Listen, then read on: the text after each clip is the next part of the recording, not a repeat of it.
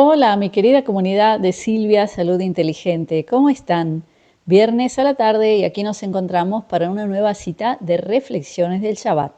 Y en esta ocasión continuamos con el libro Génesis, que es tan fascinante. Para los que son nuevos en este canal, les cuento que aquí estudiamos en general el Antiguo Testamento y nos apoyamos en la versión original en hebreo, porque existen gigantescas diferencias entre el original y la traducción, y no solo diferencias de traducción, sino de interpretación, en las que se pierde lo más importante que este libro nos brinda.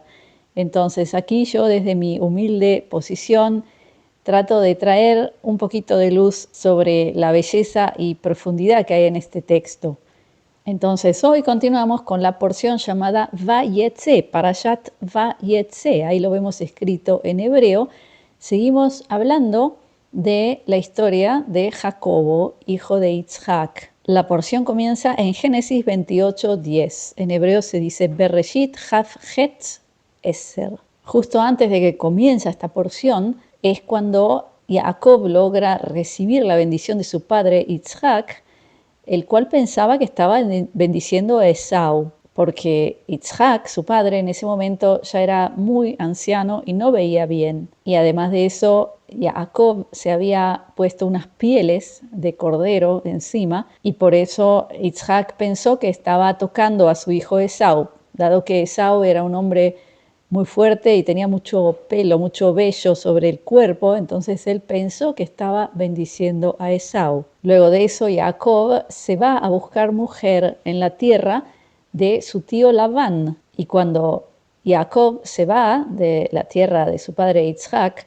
Esau manda a su sobrino a perseguirlo y a matarlo, porque estaba tan enojado por el hecho de que él se había llevado la bendición del padre, que en esa época era importantísima. Y ahora vamos a hablar un poquito de la tradición oral, de la Torá oral, porque tenemos el texto del Antiguo Testamento, que es la Torá en hebreo, y además de esto existe la tradición oral. Y se dice que la tradición oral es oral porque hay grandes secretos que no se pueden escribir, solamente se pueden pasar de una persona a otra de forma oral, y así ha pasado a través de miles de años. Entonces existen muchas explicaciones sobre la Torá que vienen desde la tradición oral. ¿Y qué cuenta esta tradición oral? Cuenta que cuando Jacob se fue, él llevaba con él muchas cosas, muchos bienes, porque la familia de Yitzhak también era una familia que tenía muchos bienes, de descendencia de Abraham, que era un hombre muy rico también, y como su padre lo había enviado a buscar mujer en esa época, hace 3.500, 4.000 años, en el Medio Oriente, para poder casarse con una mujer había que traer mucha ofrenda al padre de esa mujer, y de esa manera Jacob iba llevando con él muchísimos bienes. Y lo que ocurre es que el sobrino de Jacob, hijo de Esau, llega a él y lo encuentra cuando sabemos que su objetivo era matarlo. Pero cuenta la tradición oral que el sobrino lo amaba mucho a Jacob, porque Jacob era un gran hombre, un hombre muy espiritual, con lo cual su sobrino realmente lo amaba. O sea que él no es que deseara hacerle un daño, pero no podía no hacer lo que su padre le pidió. Y cuando se encuentran, Jacob le dice a su sobrino que él le va a entregar todos sus bienes, que lo deje sin nada y se lo lleve a su padre. Y de esa forma su padre iba a pensar que él estaba muerto. Pero no solo iba a pensar, sino que lo que explica la tradición oral es que en esa época un hombre pobre en esa zona equivalía a un muerto. Por eso, si Esau recibía todos los bienes de Jacob, iba a considerarlo muerto. Y ahora vamos a analizar la palabra pobre en hebreo. Se escribe, tal como lo vemos aquí, Ain Nun Yud Ani, es la palabra pobre. Y lo interesante es que dentro de la palabra pobre tenemos una raíz que es la misma raíz de la palabra Inui, que es tortura, y también de la palabra humildad, que es anavá. O sea que dentro de la palabra pobreza encontramos sufrimiento, que es la tortura, y encontramos humildad, pero también esto equivale a humillación. Por eso, hace 3.500, 4.000 años en el Medio Oriente, esa palabra quería decir todo eso, porque ser pobre o despojado de todos sus bienes representaba una situación para una persona que equivalía a la muerte o simplemente a que su vida no valiera nada. Y ahora podemos conectar esto con algo que está pasando hoy en el mundo. Por todas partes escuchamos la famosa frase que dice no tendrás nada y serás feliz, que por desgracia se ha transformado en una especie de cliché, en una especie de broma que hace que la gente sonría como si fuera un chiste, cuando sabemos que hoy realmente hay un grupo de gente que tiene una meta y es que toda la gente que hoy representa la clase media no tenga absolutamente nada. Y lo vemos como esto está sucediendo a través de cambios de leyes, cambios de impuestos, cambios de definiciones, por ejemplo, de tierras en el mundo, que hacen que la gente ya tenga que deshacerse de sus posesiones. Y yo me pregunto, y les pregunto a ustedes, ¿ustedes creen que el final de la frase que dice y será feliz es la intención de ese grupo de gente o está dicho con cinismo? ¿Qué crees tú? ¿Tú crees que puedes ser feliz si no tienes absolutamente nada? Porque hay gente que se autodenomina espiritual o de la nueva era que piensa que todo lo material es malo o el dinero es malo y que no hay que buscar tener cosas. También hay gente así y yo quiero preguntarles a ustedes, mi querida audiencia, ¿qué piensan ustedes? ¿Ustedes piensan que se puede ser feliz siendo despojado de todos tus bienes y teniendo absolutamente nada? Me gustaría mucho escuchar vuestra opinión sobre esto. Pero vemos aquí en la palabra hebrea, que tiene un origen de hace miles de años, que la pobreza equivale a humillación, a sufrimiento, es decir, que no tiene nada que ver con felicidad, eso seguro. Entonces, continuando con la porción, con este texto tan interesante del Génesis, vemos que Jacob queda sin nada porque le entrega todo a su sobrino y llega a las tierras de Labán. Labán era el hermano de su madre, era su tío. Y cuando él llega a sus tierras, ve a su hija Rachel y se enamora de ella inmediatamente. Y la Torá nos cuenta que Labán tenía dos hijas, la mayor se llamaba Lea y la menor se llamaba Rachel. Y vamos a ver cómo las describe. Vamos a Génesis 29:16, en hebreo dice, Le Labán shtei banot, Shem agdola Lea, Shem aktana Rachel, ועיני לאה רכות, ורחל הייתה יפת תואר ויפת מראה. ¿Qué quiere decir eso? Quiere decir, Labán tenía dos hijas. El nombre de la mayor era Lea y el de la menor Rachel. Y los ojos de Lea eran tiernos. Y Rachel era bella y era hermosa a la vista. Y vemos que a Jacob le llama la atención Rachel, al parecer por su belleza, y se enamora de ella y le dice al padre, a Labán, que él quiere casarse con su hija, pero dado que está despojado de todos sus bienes, le ofrece trabajar 7 años para él, lo que equivaldría a lo que él podría ofrecer en bienes por su hija Rachel, y Labán le dice que sí. Y aquí aparece la siguiente frase que les voy a leer. En Génesis 29:20 dice, ויעבוד יעקב ברחל 7 שנים, ויהיו בעיניו כימים אחדים באהבתו אותה. ¿Qué quiere decir? Dice, y trabajó Jacob por Rachel 7 años y fueron como unos días por el amor que le tenía. Es decir, por más que fueron 7 años, él lo sintió como días, porque por el amor que sentía por ella es como que si el tiempo se hubiera acortado. Y ahí es cuando llega el momento, terminan los 7 años y Jacob le dice a Labán que llegó el momento de casarse con su hija. Y Labán dice que sí, él organiza una gran fiesta para toda la gente de la zona y para sorpresa de Jacob lo que ocurre es que cuando se despierta a la mañana de su noche de bodas se encuentra que la mujer que le entregaron fue Lea, no Rachel, porque al parecer en esa época la mujer iba con un velo durante todo el matrimonio y no se la veía. Entonces, luego de ya casarse, él se da cuenta que le entregaron a Lea y se enoja con Labán, se siente engañado y le pregunta por qué hizo eso. Y ahí responde Labán En Génesis 29-26, Labán dice, Vayamer Labán lo yasek gen bemekomeinu latet atzeira lifnea bejira. ¿Qué quiere decir eso? La frase dice, y dijo Labán, no se hace así en nuestro lugar, en nuestra zona. Dar a la joven antes de la primogénita. Es decir, que a nivel literal lo que explica Labán es que en la costumbre de su zona, de su lugar, de su tierra, no se entrega a la joven antes que a la mayor. Pero aquí lo que tenemos que hacer es extraer el secreto enorme y bellísimo que se encuentra dentro de esta porción, porque tal como sabemos, la Torá, el Antiguo Testamento, no se entiende literal, es decir, que de acuerdo a la Kabbalah hebrea, que es la herramienta para extraer los secretos codificados dentro de la Torá, el texto se define de diferentes maneras. Una manera es pshat, pshat en hebreo quiere decir simple, es decir, que eso es lo literal, es la historia simple que leemos, y luego tenemos lo que se dice sod. Sod es secreto, es decir, que la Torá nunca se entiende literal, no se queda uno con el nivel simple, sino que tiene que hacer el trabajo para extraer y decodificar el texto y sacar lo que está escondido en él. ¿Y por qué es esto? Porque cuando Moisés trajo las primeras tablas de la ley, se encuentra, al descender del monte Sinai, que el pueblo hebreo está en medio de una ceremonia pagana, lo que se llama el evento del becerro de oro.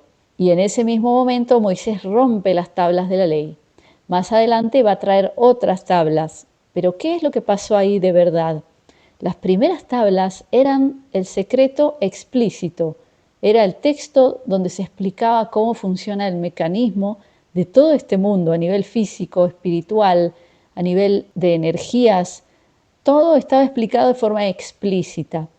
Pero cuando Moisés encuentra al pueblo en esa situación tan aberrante, se da cuenta que no están listos para recibir ese secreto. Entonces, la segunda versión que él trae de tablas de la ley ya era un texto codificado, es decir, que desde ese momento se empieza a escribir la Torá, pero ya codificada, como si fuera un poema que hay que saber descifrar para entender qué hay detrás de esas palabras. Por ello, hoy en día, cuando aparecen todo tipo de personajes en las redes sociales, en YouTube, escribiendo libros, y ellos dicen que ellos analizan la Torá literal, eso es un gravísimo error, porque no hay que leer la Torá, el Antiguo Testamento, desde el nivel literal, sino que hay que ayudarse de toda la sabiduría gigantesca que existe de la Kabbalah, que es la que te ayuda a saber qué es lo que significa ese cuento que aparece en la Torá. ¿Y qué es lo que nos explica la Kabbalah sobre lo que ocurre en esta historia tan interesante de Jacob, que quiere casarse con Rachel, pero Labán lo engaña, se puede decir, y le entrega a Lea? Primero vamos a recordar cómo se describen a Rachel y Lea en la Torá. Sobre Lea se dice que tenía ojos tiernos. O sea, hablar de una mujer y decir que tiene ojos tiernos está implicando una cualidad interna, porque esos ojos tiernos reflejan algo de su personalidad, de su carácter, algo emocional. En cambio, Rachel, está escrito en la Torá que era Yafat Toar Yafat Maré, o sea que ahí se explica que era bella, se habla de que era bella y hermosa a la vista. Entonces, ¿de qué se está hablando con respecto a Rachel? Se está hablando de algo superficial, porque era belleza a la vista. Entonces, ¿qué es lo que nos explica la Kabbalah? Que Jacob quería ir directamente hacia lo superficial.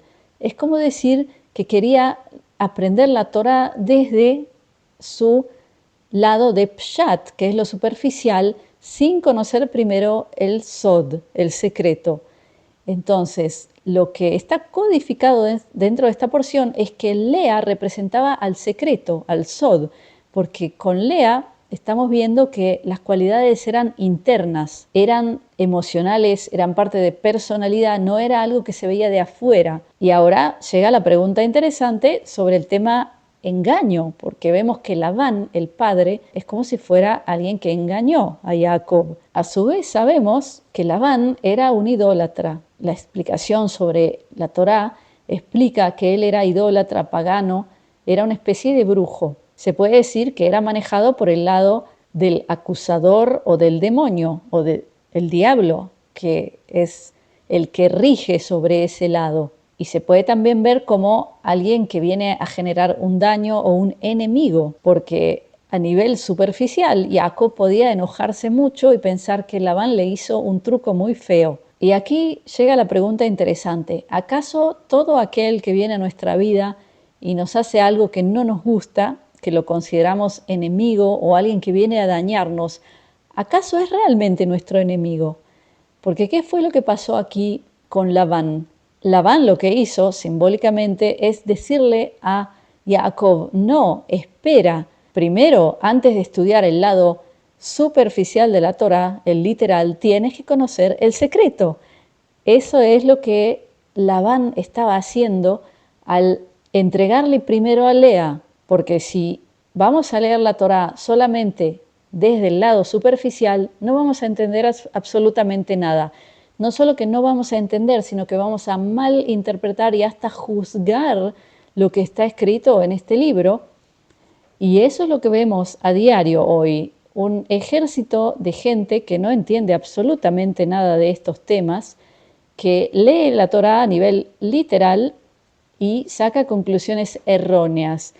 Y lo que vemos, sin lugar a dudas, es que hablan muy mal del texto de la Torá, hablan mal de Dios, y todo eso basado en el desconocimiento del alma de la Torá, que es lo que se ha escondido, se ha transformado en un secreto codificado para que quien se esfuerza por extraerlo lo llegue a aprender y a entender. Y sin lugar a dudas, cuando uno conoce el Sod, el secreto, al leer este texto es uno de los textos más profundos, más bellos, de los que más te van a empoderar como ser humano, de los que te van a dar herramientas para poder perder el miedo ante todas las cosas que estamos viendo hoy en el mundo. Porque sin lugar a dudas, al conocer el secreto que está dentro de la Torá, vas a fortalecer tu unión con el Uno, el Creador, y eso te va a hacer inmune ante todas estas cosas raras, estas agendas, estas amenazas que